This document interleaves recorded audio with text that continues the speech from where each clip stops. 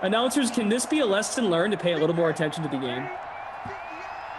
Well, if the game was close, it would have mattered more. No, he's right. But yeah. We'll look ourselves in the mirror after this.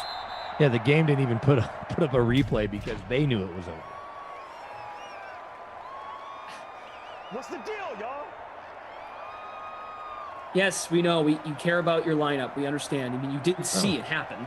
Which is Dexter Fowler's getting shipped to the LA Angels of Anaheim. Ooh, see, that's what we're here for. To give you the news and the takes. I wonder if he'll maybe take some of Mike Trout's at bats. So I go in to see this doctor today to get my knee looked at. And before he even starts talking to me about my knee, he goes, "So, was the Arenado trade a good trade?" And I go, "Well, not for the Rockies. It was terrible." He goes, "Well, I'm from St. Louis." I go, "Then it was awesome for you. You should buy a jersey and a hat because he's going to go to the Hall of Fame." That's the audio that we have to go back and get, because Dougie30 on Twitch says Glash even said no dice. So I said no dice. They didn't convert, and they did. I'm just so conditioned to say, "Oh, onside kick attempt, didn't get it." I didn't even watch. I just said it. I at least admit that I didn't see the play because I was looking at my stupid NBA tab. But you know, the ball's fluttering around. Onside kick attempt, no dice. They get the ball. Oh, it's sim fatigue. It's sim fatigue. I'm sorry. I'll be better.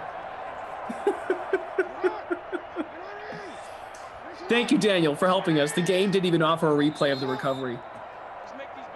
So even Daniel says he didn't think they got it.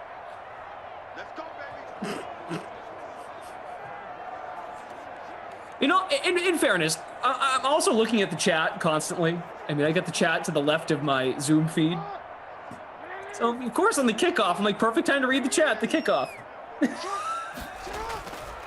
R held 2-3-2-3 after the onside. He says it too. Glash even said no dice on the recovery. We should have stayed in school too. DK Sim fam, it's happened like twice ever, the onside kick recoveries. The DK Sim I've never seen one. Never seen one. Well, you missed it again tonight. That's true. My streak is intact. I'll go back and watch it on YouTube. You see our non-reaction. And bounds. Nope. No dice on the fumble.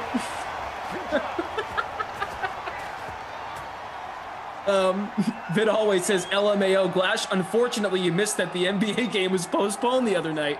Oh, bite your tongue. Well, we're all over the Dexter Fowler trade and Colorado Avalanche hockey getting canceled for 4 games. That is all-time audio. I am going to go back and cut that. All right, onside kick attempt, no dice. The ball clearly is to the other team. And Well, another onside kick is imminent. The fact that you said, "Wait, how'd the Ravens get the ball?" I'm just like, oh. Could you imagine watching an actual football game and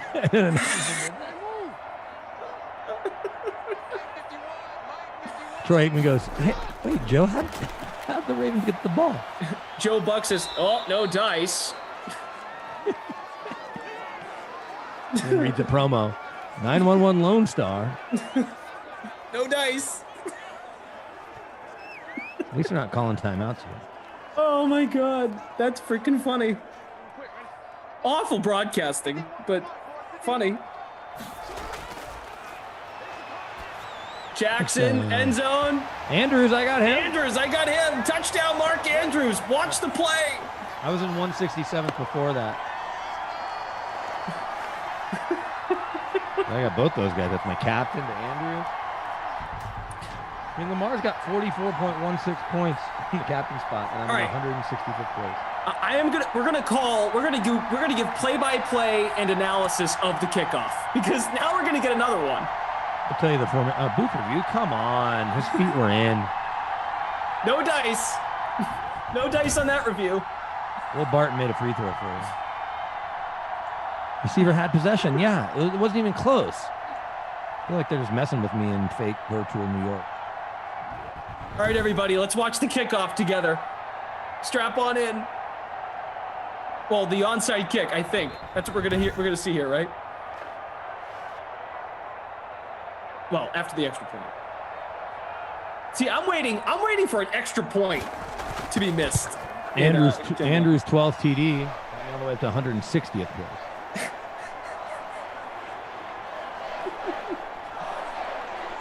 Germ on Twitch says, "Are you any good at boxing? Because you look like a knockout." That's nice. That is. Hopefully Baltimore doesn't call timeouts after they miss this onside kick. Like, they'll just let the Pats take a knee and we can be done with it. All right, here we go. Now that we're paying attention, there's no way it's going to convert. No, it's going right to Matt Asiasi. Is that his name? Devin Asiasi. Devin Asiasi. Edelman's all the way back, even though he'll be at the front of the onside kick formation. Here we go. Here comes Tucker. Left foot in front of the right. He kicks. And it's recovered 16. by New England. Myers. Jacoby Myers, the hero. They're not going to call timeouts, right? Virtual Harbaugh doesn't think he can make up 11 points. All right, let's try that again. No dice on the onside kick. Well, you had such good practice the first time.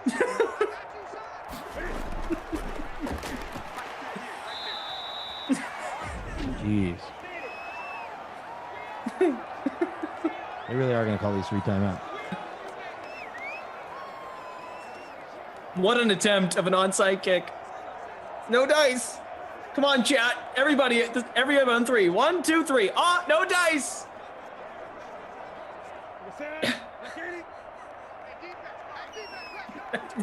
Joe said, yeah. Glass should have said it. They got it.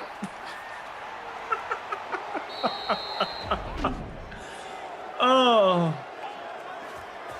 DK Simfam on Twitch. Lamar is only 3 points behind Cam, for what it's worth. Yeah, so I feel better about captaining Lamar, but obviously I should have had Cam in the flex.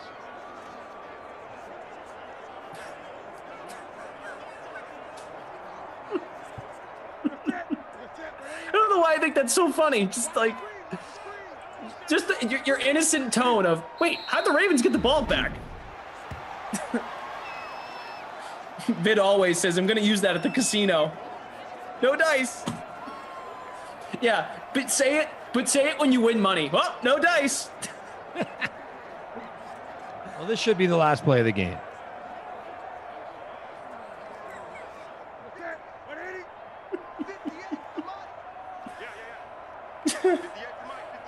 And here comes the kneel down.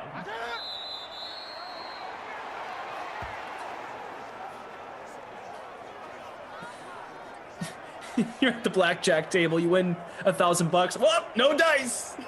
You walk away. Craps. Wow. So Newton 4.7% captain, 52.9% owned. There's no way he's not the player of the game. His best sim ever. He's got to be the player of the game. What about the Not My Kid award? Hollywood Brown. Did he do anything? You didn't call his name once. He might have had 0. Yeah, but the fact that I didn't call the Doesn't mean onside kick, anything, maybe right. he had 6 catches for 150 yards. Oh my God. All right. Well, Hollywood Brown sounds like a fair candidate. Yeah, it's Hollywood. He got there. Way to go. Good job, Hollywood.